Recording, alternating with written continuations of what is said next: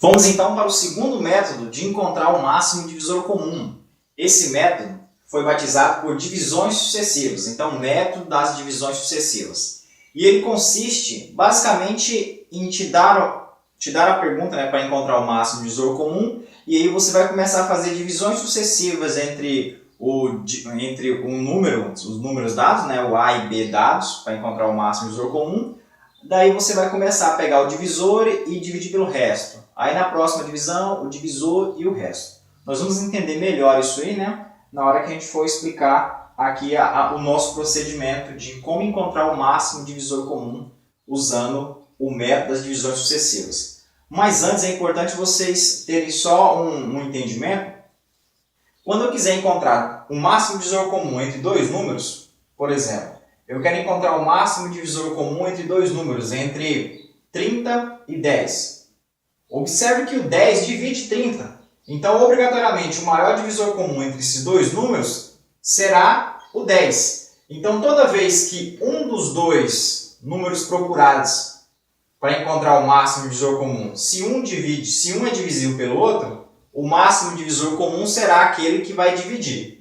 Então, assim, eu tenho 30 e 15, eu posso pegar aqui 40 e 20. Então, o máximo divisor comum será 20. Então, sabendo disso, vamos aí para o nosso procedimento de encontrar o máximo divisor comum pelo método das divisões sucessivas. Mas antes, é importante nós fazermos uma afirmação, e é baseada nessa afirmação que consiste todo o método.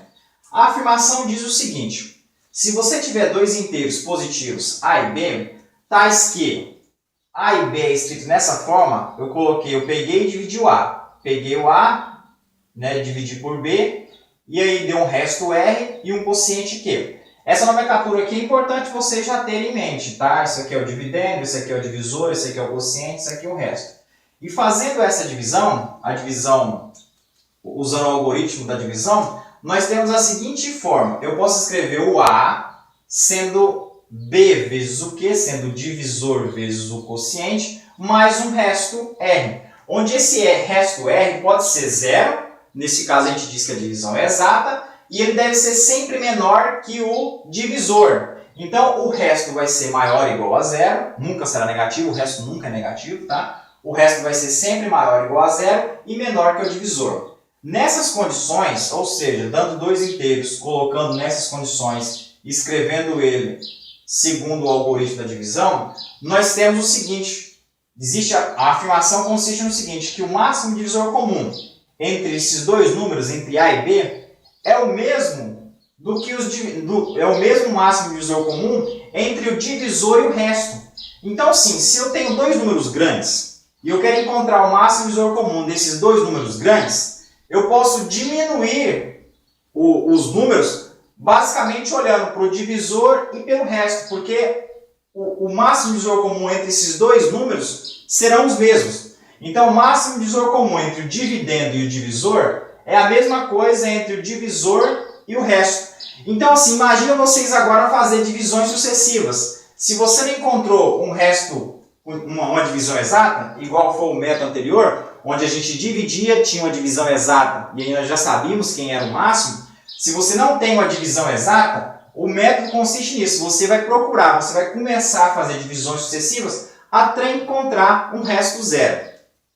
Então, o nosso método consiste nisso. Se você tem dois números grandes e a divisão não deu exata entre esses dois números grandes, recorra agora à divisão entre o dividendo e o resto. Se não deu, recorra novamente à divisão entre o divisor e o resto.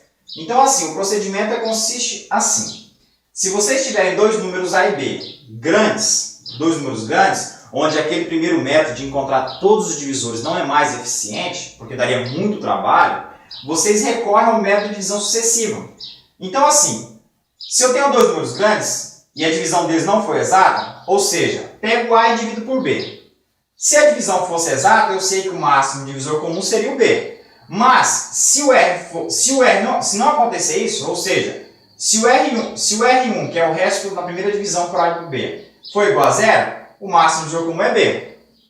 Ok? Mas, caso contrário, o que eu tenho que fazer? Faça agora a divisão entre o divisor e o resto. Ou seja, Agora o meu procedimento fala, para mim encontrar o máximo divisor comum entre A e B, eu recorro agora entre o máximo divisor comum entre o divisor e o resto. O divisor, né, da minha rodada anterior com o meu resto da rodada anterior. Então eu peguei o divisor da rodada anterior e dividi pelo resto da rodada anterior.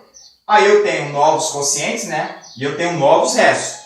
Se esse meu novo resto for zero, significa que o máximo divisor comum entre B e R, ou seja, entre B e R1, é igual a R1. Isso se o resto for zero. Significa que o máximo divisor comum entre B e R1 é o próprio R1.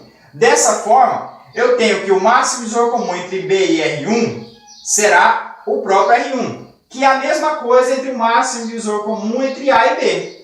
Então, mas caso contrário, caso o resto não seja zero, você vai para a terceira rodada. Você vai pegar o seu divisor da rodada anterior, que foi R1, e dividir por R2, que foi o resto da rodada anterior. Você vai ter novos restos, você vai ter novos quocientes e novos restos. Se nessa rodada o seu resto for zero, significa que o máximo divisor comum entre R1 e R2 é o próprio R2. Que será a mesma coisa do máximo divisor comum entre B e R1, que será a mesma coisa entre o máximo divisor comum entre A e B. Agora, caso contrário, você vai começar a fazer esses procedimentos, você vai começar a fazer essas novas rodadas, hein? Você vai começar a dividir o divisor da rodada anterior por resto da rodada anterior. Você vai fazendo isso, até o resto ser zero. O porquê que o resto obrigatoriamente vai ser zero? Porque se a gente analisar aqui no procedimento do começo, você tem que A, B, você vai ter o resto R1 que é menor que B. Agora você vai ter, na sua rodada seguinte, você teria B dividido por R1. O R2 obrigatoriamente é menor que R1. Ó, R2 é menor que R1, R1 é menor que B. E R2, ele vai sempre sendo um número menor. Você depois, na próxima rodada, você teria R1 dividido por R2. O divisor da rodada anterior com o resto da rodada anterior. O resto da rodada anterior, R2, é menor que R1. E o novo resto que você vai ter na rodada 3 será menor que o resto da rodada 2. Então você vai começar a ter restos cada vez menores, você vai começar a fazer divisões e obrigatoriamente você vai chegar em algum momento que o resto seu não vai ter outra opção a não ser zero. Então assim, o resto vai começar a ser decrescente, o resto vai obedecer uma sequência decrescente, R1, R2, R3, R4, R5, R6, obrigatoriamente ele é uma sequência decrescente mesmo, ela nunca vai ser igual, vai ser uma sequência decrescente e ela vai se estagnar no zero, obrigatoriamente vai ser zero em algum passo.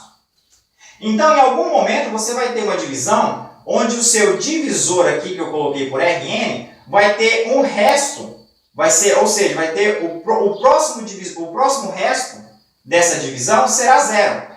Nesse caso, quando o resto for zero, significa que o máximo divisor comum entre Rn menos 1, o resto, o divisor da rodada anterior, com o resto da rodada anterior, vai ter divisão exata. Ou seja, o máximo divisor comum entre esses dois camaradas, o divisor da rodada anterior, o resto da rodada anterior, vai ser o próprio Rn, que vai ser igual ao máximo divisor comum entre R1 e R2, o máximo divisor comum entre o B e o R1 e o máximo divisor comum entre A e B. Então, dessa forma, por fazer essas divisões, você encontra o máximo divisor comum, porque em alguma hora, em algum momento, a sequência decrescente de restos ela vai se estagnar no zero.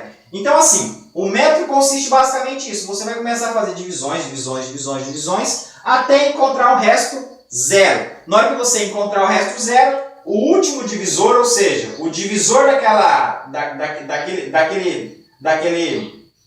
sua rodada, quando deu o resto zero, ele será o máximo divisor comum. Para entender melhor essa explicação, vamos agora para o exemplo. Vocês aqui, né, eu vou dar o exemplo, calcular o máximo divisor comum entre 250 e 40. Se a gente adotar o primeiro método, que seria encontrar todos os divisores de 250 e encontrar todos os divisores de 40, para você ensinar isso no ensino básico seria mais difícil. Para nós, né, do ensino superior, seria mais tranquilo, mas para quem está no ensino básico é mais difícil. Você daria um pouco mais de trabalho encontrar o máximo divisor comum entre esses dois números por aquele procedimento por encontrar todos os divisores de 250. Já daria um pouco mais de trabalho e um pouco mais de tempo vocês iriam gastar. Para contornar isso, vamos utilizar o método de divisão sucessiva. Eu não sei se a divisão dá exata entre 250 e 40. Se a divisão der exata, significa que o máximo divisor comum será 40. Então eu peguei 250 e dividi por 40. A divisão não deu exata e sobrou o resto 10. Então, poxa, eu não tenho essa divisão sendo exata. Mas eu sei o seguinte, eu sei que o máximo divisor comum entre 250 e 40, ele é igual ao máximo divisor comum entre o divisor da rodada anterior, que é 40, com o resto da rodada anterior, que é 10. Então agora eu vou recorrer novamente à próxima divisão. Então eu tenho que fazer a divisão entre 40 e 10. Na hora que eu faço a divisão entre 40 e 10, a divisão dá exata, né? Dá quociente 4 e o resto dá 0. Ou seja, o máximo divisor comum entre 250 e 40 é a mesma coisa entre o máximo divisor comum entre 40 e 10, que é 10. Então assim, você economizou muito tempo nesse procedimento em relação ao método anterior, em relação ao método de encontrar todos os divisores desses dois números. Então agora vamos para o terceiro método, que é o método que você vai utilizar a fatoração única. Esse método você vai pegar o número e decompor ele em primos. E esse método também, né, é um método tranquilo, um método fácil, e aí vamos a ele agora.